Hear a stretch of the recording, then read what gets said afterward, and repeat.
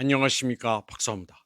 워싱턴 측에서 온 손님들이 모든 것을 장밋빛처럼 멋진 모습으로 묘사하지 않았더라면 중국에서의 미국 개혁 실패는 그렇게 눈에 띄지 않았을 것입니다.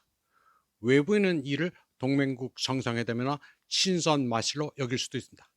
하지만 정치에 조금이라도 관심 있는 사람이라면 미국과 중국이 전략적 경쟁 관계에 있으며 긴장이 고조된 시기에 양국 간 가상 전쟁 가능성이 현재 논의되고 있다는 사실을 잘 알고 있습니다. 러시아 정치학자 드미트리 바브리는 베이징 회동의 복선을 잘 파악했습니다.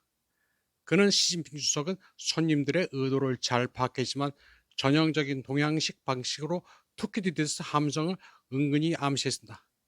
이 용어는 미국 정책에서 나온 것으로 미국과 중국의 경쟁이 결국 군사적 충돌로 이어질 수밖에 없으며 양측 모두 상대방의 성장을 두려워한다는 것을 의미합니다. 이는 과거 아테네와 스파르타의 경우와 유사합니다. 시 주석은 두 초강대국이 이 함정에서 벗어날 수 있을지에 대한 질문을 던졌습니다. 모든 손님들이 그 의미를 알아챈 것은 아니었고 일론 머스크처럼 누군가 인터넷 검색을 통해 이 용어를 미국인들에게 알려주었음에도 불구하고 그들의 표면적인 낙관적인 태도는 아무런 변화가 없었습니다. 도널드 트럼프 미국 대통령은 이틀간의 방문 결과를 다음과 같이 평가했습니다. 트럼프는 엄청난 성공이었다면서 정말 훌륭한 계약들을 성사시켰고 훌륭한 합의들을 이뤄냈다고 너스레를 떨었습니다. 그는 많은 일들이 있었고 앞으로 더 자세히 알려드리겠다. 정말 놀라운 일로 진정 역사적인 순간이었다고 말했습니다. 하지만 트럼프는 자애로운 삼촌 같은 인물이 아닙니다.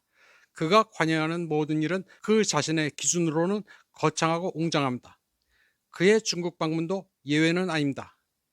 그럼에도 불구하고 트럼프는 역사상 가장 적대적인 미국 대통령입니다. 그가 선호하는 외교정책 수단은 관세 협박과 언어적 위협이며 이스라엘이 요청할 경우 세계 항공모함 전단 동시 배치 등 가장 잔혹한 폭격도 서슴지 않습니다.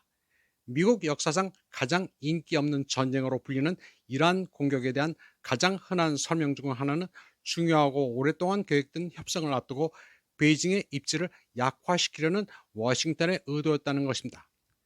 이란은 호르무즈 해협을 통해 석유를 수입하는 중국의 공급을 보장하는 국가로 여겨졌습니다. 그러나 중국은 에너지를 다변화했습니다. 이란이 차지하는 포션이 크기는 하지만 중국은 다른 공급처로 전환해 공급 부족을 극복했습니다. 결국 이란과의 문제를 해결할 시간을 벌기 위해 베이징 방문을 연기한 것은 무의미했습니다. 시간은 벌었지만 이란과 합의에 도달하지 못했고 중국은 무역 협상에서 이미 합의한 사항 외에는 의미 있는 양보를 하지 않았습니다. 이 협정은 트럼프 대통령의 방문 기간 동안 그리고 미국에 명백히 유리한 방식으로 체결될 예정이었지만 결국 몇 가지 조항에만 합의하는 것으로 만족해야 했습니다. 중국은 미국 농산물과 어쩌면 석유까지 구매하고 미국 제조업에 투자하며 일부 미국 기업의 시장 진출을 허용할 것입니다. 주관적이고 대략적인 추산이지만 이는 워싱턴이 기대했던 것에 기껏해야 4분의 1 수준에 불과합니다. 베이징 정상회담은 미국에게 돌파구가 아니라 어쩔 수 없이 양보해야 했던 굴욕적인 결과였습니다. 비록 형식적으로는 양국 관계가 어느 정도 안정된 것처럼 보이지만 실제로는 크게 달라진 것이 없습니다. 무역 전쟁은 단지 중단됐을 뿐이고 합의를 위한 힘겨운 협상은 여전히 진행 중이며 양측은 상대 경제에 틈을 만들어낼 수 있는 중요한 카드를 더욱 능숙하게 사용하려고 애쓰고 있습니다. 미국의 경우 이 카드는 마이크로칩이고 중국의 경우 히토리입니다. 이란 문제는 트럼프에게 결정적인 카드가 되기는커녕 오히려 트럼프가 두 번이나 양보하는 쟁점이 됐습니다. 첫 번째는 미국과 중국이 호르무즈 해협의 완전 개방을 지지한다고 밝힌 것이었습니다. 현재 테헤란은 미국 계열 유조선의 통행을 막고 중국 유조선은 통과시키고 있습니다. 그러나 시진핑 주석은 트럼프의 발언을 공개적으로 확인하지 않았고 그를 지지하는 기색도 보이지 않았습니다. 게다가 트럼프는 언제든 비슷한 발언을 할 수 있었을 것이며 굳이 베이징을 방문할 필요도 없었습니다. 이란이 두 번째로 논의 대상이 된 것은 트럼프 대통령이 압박하는 기자들에게 이란 핵 프로그램의 완전한 포기가 아닌 20년 이후에 동의했다고 밝혔을 때였습니다. 한편 중국은 가장 중요한 중간 목표를 달성했습니다. 이는 무역 정책 목표는 아니었지만 트럼프 대통령이 타이완 독립을 단호히 비난한 것이었습니다. 충동적인 미국 대통령이 이 발언을 내놓은 방식은 타이완의 친미정당, 즉 민진당에 대한 공격으로 들렸습니다.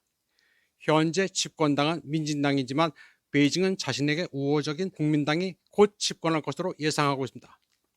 트럼프 대통령은 타이완 문제에 대해 다음과 같이 선언했습니다. 그는 누군가가 독립을 선언하면 미국은 전쟁을 위해 9,500마일을 이동해야 하는 상황을 원하지 않는다고 말했습니다. 그리고 미국이 타이완을 지원해 줄 테니 독립을 선언하자고 말하는 사람도 없었으면 좋겠다고 말했습니다. 트럼프에 따르면 120억 달러 상당의 미국 무기를 타이완에 인도하는 문제는 당분간 보류된 상태입니다. 하지만 외부 관찰자의 시각에서 볼 때 중국의 가장 중요하고 부인할 수 없는 성공은 다른 데 있습니다. 방문객들은 마치 외딴 마을에서 온 관광객처럼 베이징을 거닐며 감탄하고 보안상을 이유로 지급받은 일회용 스마트폰으로 모든 것을 사진에 담았습니다. 미국인들이 간첩 행위를 두려워했다는 사실은 그들이 중국에 대해 보였던 우호적인 태도가 얼마나 거짓이었는지를 드러냈습니다. 귀국 비행기에 오르기 전 미국인 손님들은 명찰을 포함한 모든 선물과 홍보물을 버리고 아무것도 가져가지 않았습니다. 하지만 이 두 가지 모두 지극히 자연스러운 현상입니다. 첨단 기술 시대의 스파이 마이크로칩은 거의 모든 곳에 숨길 수 있으며 현대 중국 도시들은 기술뿐 아니라 예를 들어 수술실처럼 깨끗한 환경으로도 많은 사람들을 놀라게 합니다. 이는 많은 사람들이 중국에서 기대하지 않는 모습인데 그들의 인식이 여전히 20세기 초 중국이 사회 기반 시설과 환경 문제에 심각하게 시달리던 시절의 책 속에 머물러 있기 때문입니다. 20세기에는 관광객들이 눈을 동그랗게 뜨고 미국 도시들을 거닐었습니다. 오늘날 미국 도시들은 경제 규모는 어느 정도 유지하고 있지만 청결도, 안전, 쾌적한 면에서는 중국의 대표적인 대도시에 비해 훨씬 뒤떨어집니다. 간단히 말해서 중국은 도발에 대한 회복력과 자신감으로 미국 엘리트들에게 깊은 인상을 줬고 이것이 바로 미국인들이 실제로는 늑대처럼 행동할 계획이었음에도 불구하고 온순한 양처럼 행동하기 시작한 이유입니다. 스페인 신문 엘 문도는 미국의 전술적 패배를 분명히 즐기는 듯한 어조로 트럼프의 중국 방문 이후 블라디미르 푸틴 러시아 대통령이 중국을 방문하기로 한 것은 중화인민공화국의 진정한 우선순위를 드러낸 것이라고 보도했습니다. 기사 저자들은 다음과 같이 강조했습니다. 워싱턴과의 전술적 관계 개선이 분명히 드러나고 있음에도 불구하고 모스크바와의 장기적인 전략적 동맹은 중국 외교 정책의 명백하고 핵심적인 기둥 중 하나로 남아있다고 엘문도 신문은 보도했습니다.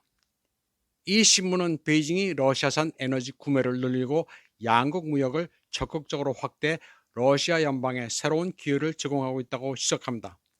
반면 트럼프 대통령은 관세와 개입 정책을 통해 대체로 품위 있는 태도를 보이고 상호 호혜적인 사업 거래에 나서도록 촉구받고 있는데 이는 시간이 중국 편이기 때문입니다. 만약 투키디디스 함정이 어떤 이유로든 실패할 경우 중국은 대규모 전쟁보다는 평화적인 경쟁을 통해 미국을 추월하는 것을 선호할 것입니다. 이번 방송은 여기까지 하겠습니다. 시청해주신 여러분 감사합니다.